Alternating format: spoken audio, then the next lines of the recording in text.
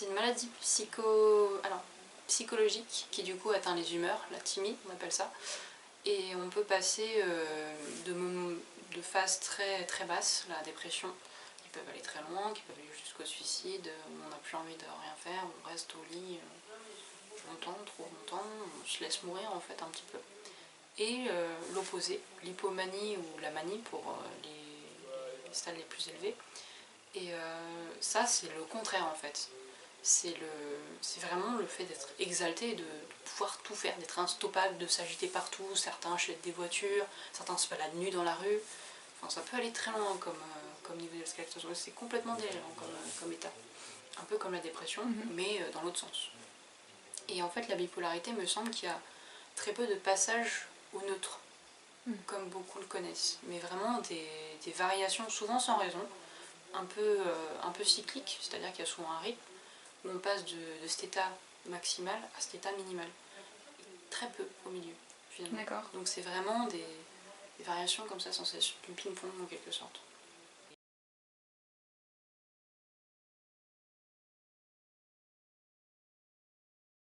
C'était l'année d'avant, pareil en été. Ça me prend souvent en été. C'était pendant la fête de la science sur le campus de Bordeaux. J'étais à une période où ça allait pas trop au niveau de mes études. Je savais plus trop ce que je faisais là, ça m'intéressait plus. Et il y a eu cette fête de la science et j'ai entendu parler d'un projet de faire une espèce de petite inauguration d'un foyer étudiant. Et ça m'a vraiment botté, parce que c'était enfin un truc qui m'intéressait un minimum. Je suis partie beaucoup trop loin, c'est le problème. Encore une fois, rien ne pouvait m'arrêter, j'étais très contente, très heureuse de tout.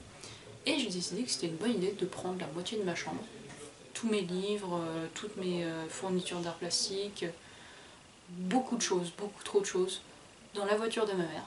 Je savais conduire à l'époque, donc il n'y a pas de souci.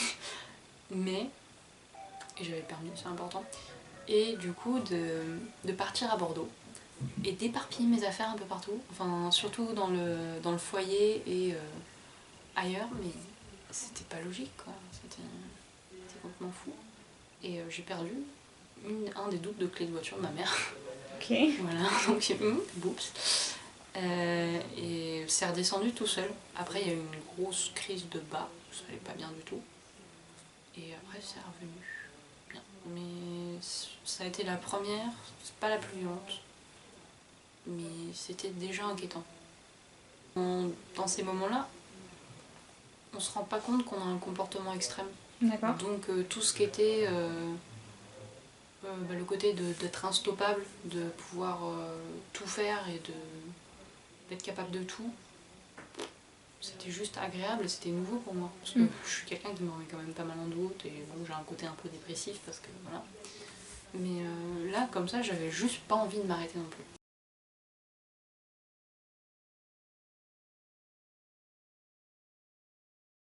C'était cette année, en été. J'ai été assez agitée parce que j'allais partir en colonie de vacances en tant qu'animatrice pour la première fois. C'est quelque chose qui est assez important pour moi. J'avais envie de faire les choses bien, du coup j'étais assez stressée, j'avais envoyé des mails un peu paniqués à ma directrice qui m'avait rassurée, qui m'avait dit mais t'as pas besoin de paniquer tout ça, c'est pas normal. Et en arrivant là-bas, avec le manque de sommeil, le stress et probablement un peu de surmenage intellectuel, en fait je partais de plus en plus dans une sorte d'état... juste j'allais très très très bien. Trop en fait. J'avais un côté très euphorique où je perdais pied, j'étais plus dans le réel. Je voyais du sens là où il n'y en avait pas. Il y avait beaucoup de symbolisme partout. Et dans la vie, les choses font rarement sens, enfin on n'est pas capable de tout relier. Et là, c'était comme... je sais pas, j'arrivais à tout lire, tous les moindres trucs que je voyais dans mon environnement, le passage d'un papillon, le truc vraiment rien quoi. J'arrivais à me dire putain, il y a un papillon à ce moment-là parce que ça parle de légèreté. Du coup, il y a un lien céleste avec le fait que quelque chose... C'était quasiment chamanique quoi à certains moments, mais c'était un peu flippant. Et maintenant que j'ai mon directeur de colonie vacances qui s'est bien rendu compte qu'il y a un truc qui allait pas, que j'allais pas bien, et qui a appelé un jour les pompiers, qui m'ont emmené avec eux. Il y a eu des examens à l'hôpital, on m'a posé des questions. J'ai répondu à chaque fois. Ça a dû durer au moins une journée ou une demi-journée. On m'a passé d'un hôpital à un autre. Dans dans un des hôpitaux, on m'a attaché à un lit parce que je voulais juste me barrer, j'en avais marre, j'étais loin des enfants dont je m'occupais. Et à ce moment-là, c'était vraiment tout ce qui comptait. Et ouais, ils m'ont attaché à un lit pendant plusieurs heures. Et à ce terme-là, on m'a emmenée dans un hôpital de jour, complètement shootée, parce qu'il fallait que je me calme, quoi. Et là, j'ai passé 2 semaines, accompagnée de médecins et d'infirmiers et d'infirmières que je remercie parce qu'ils m'ont bien aidée. Et le diagnostic est tombé que j'étais bipolaire, type 1, il me semble, type 2, je sais plus.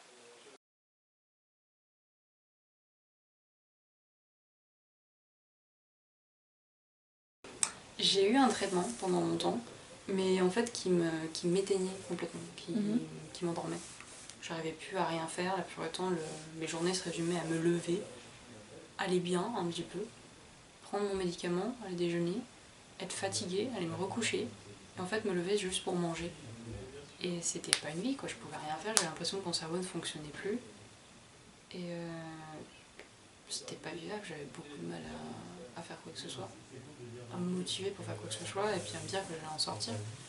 Donc avec le médecin, j'ai décidé d'arrêter progressivement les médicaments. Donc on a fait ça de façon intelligente, en réduisant les doses, en espaçant les prises. Et finalement j'ai pu arrêter. J'étais pas suivie par un psychologue, parce que quand j'en ai fait la demande, il a fallu 2 mois de temps avant que je puisse avoir un rendez-vous. Et quand je l'ai eu, il s'est rien passé. Enfin, le monsieur et moi, on a discuté 1 heure, puis au final, bon, vous allez bien, vous n'avez pas besoin de médicaments, allez-y, je vous revois dans 2 mois.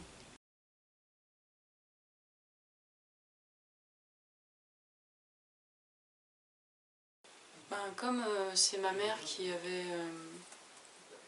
signé, entre guillemets, ou accepté que je sois internée pour mon bien, donc ça a été fait par un tiers, pour elle c'était nécessaire et c'était quelque chose qui devait se soigner. Comment ils l'ont pris?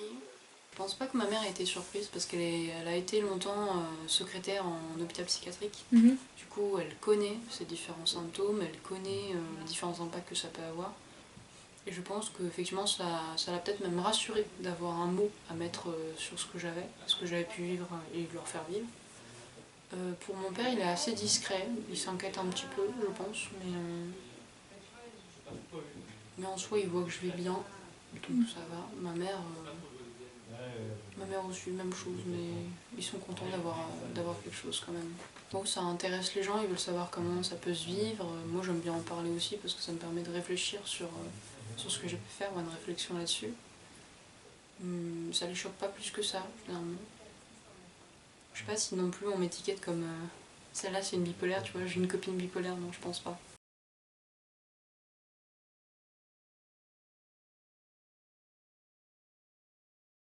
Après, au niveau des périodes basses plus fréquentes en ce moment, c'est dur. Parce qu'en fait, ils ne savent pas toujours comment se comporter, comment m'aborder, parce que parfois je me ferme et je m'isole. Et il ne sait pas s'il doit justement essayer de se rapprocher ou me laisser cet espace-là. Et comme je le dis pas forcément, parce que je le juge pas forcément nécessaire, ou j'ai l'impression que ça pourrait déranger, ou que je juge, je le mérite pas, c'est compliqué à gérer. Mais on essaye de mettre des choses en place pour que déjà ces épisodes-là soient les plus limités possibles. Et que quand ils arrivent, il y a un truc à faire. Il y a une procédure à suivre qui est simple. C'est en parler, quelque chose comme ça. Et ça dure ça se passe bien. On a trouvé. On essaye. On tâtonne, hein, mais on arrive à trouver de quoi cohabiter. J'ai pas de quoi cohabiter. J'ai pas l'impression en tout cas de peser.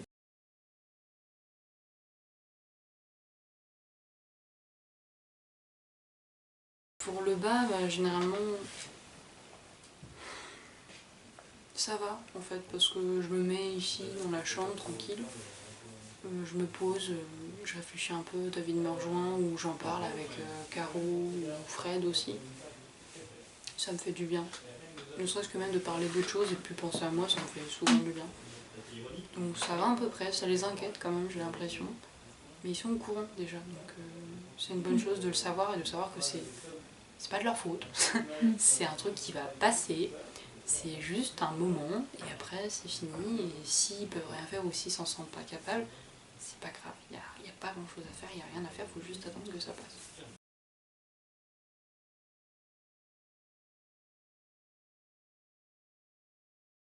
En ce moment ça va bien, parce que j'ai une activité avec le service civique que je fais en ce moment. Je suis bien avec mon petit copain, avec mes colocs aussi. J'ai une vie sociale, je sors, je fais du sport, j'essaie d'avoir une alimentation saine, enfin j'essaie de me faire du bien aussi. Et moi non, en ce moment ça va, mais j'ai parfois effectivement, des fois sans raison, juste une phrase ou une réflexion ou même un matin où je suis mal lunée. Et ça dure la journée et je suis pas bien.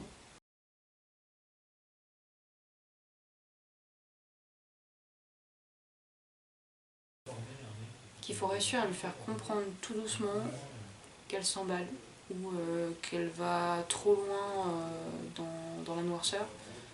Et il faut essayer de la ramener doucement en fait, mais pas de brutalité, ou en tout cas pas dire oui, pourquoi tu fais ça, pourquoi tu comportes comme ça, c'est pas logique, non, c'est vraiment essayer de la poser, de réfléchir avec elle, faire même peut-être des exercices de respiration, et vraiment quand ça vous dépasse, bah, appelez quelqu'un, restez pas tout seul là-dedans quoi. Mais ouais, pas hésiter à aller doucement, à communiquer calmement si ça marche. Et éventuellement de mettre en... Moi c'est ce que j'ai fait avec David, de mettre en place vraiment une procédure à suivre dans tel ou tel cas. Moi par exemple je sais que quand je partais dans les tours, il avait une phrase, c'était redescends, juste ça. Et du coup j'allais me poser quelque part, respirer ou me reposer les yeux un petit peu 5 minutes et je revenais, ça allait mieux. Mais vraiment de collaborer. Et après, oui, si encore une fois, si ça vous dépasse, appelez un professionnel.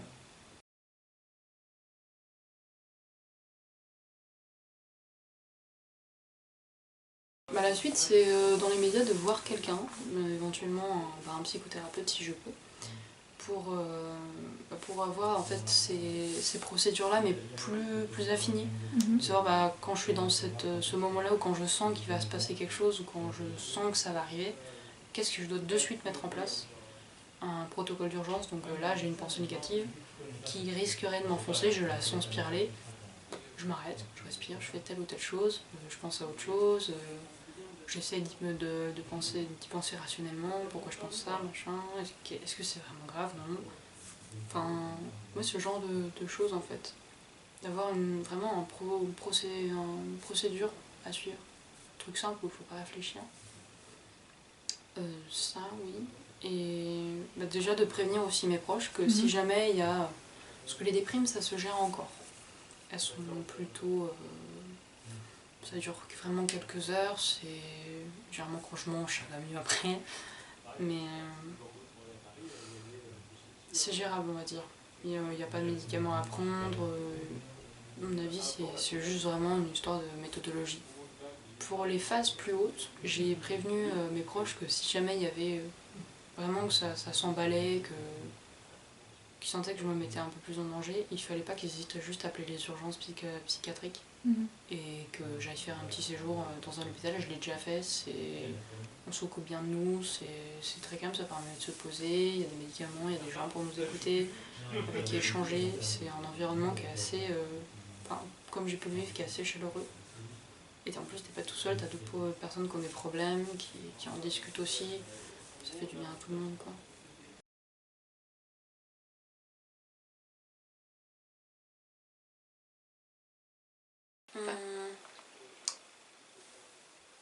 Pour faire le point pour moi, je pense, pour voir où j'en suis, puis peut-être aussi partager mon expérience pour espérer en avoir en retour, ne serait-ce que pour avoir des conseils ou des choses comme ça. Après, je ne suis pas que mon cas peut peut-être être intéressant pour certains qui justement ont aussi eu ce diagnostic de fait il y a peu de temps.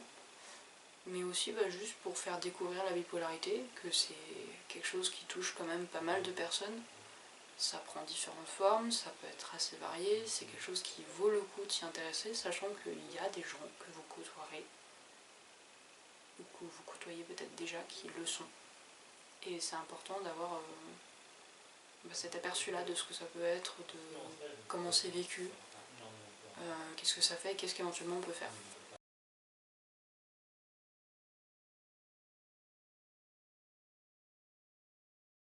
J'espère que j'aurai mon master.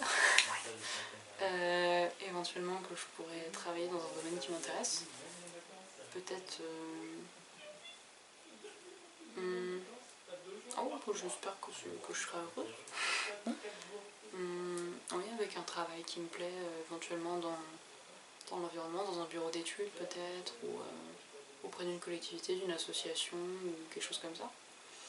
Mais quelque chose en lien avec l'environnement, avec le fait de le protéger, de faire de la sensibilisation autour de ça, et d'en fait améliorer notre relation avec.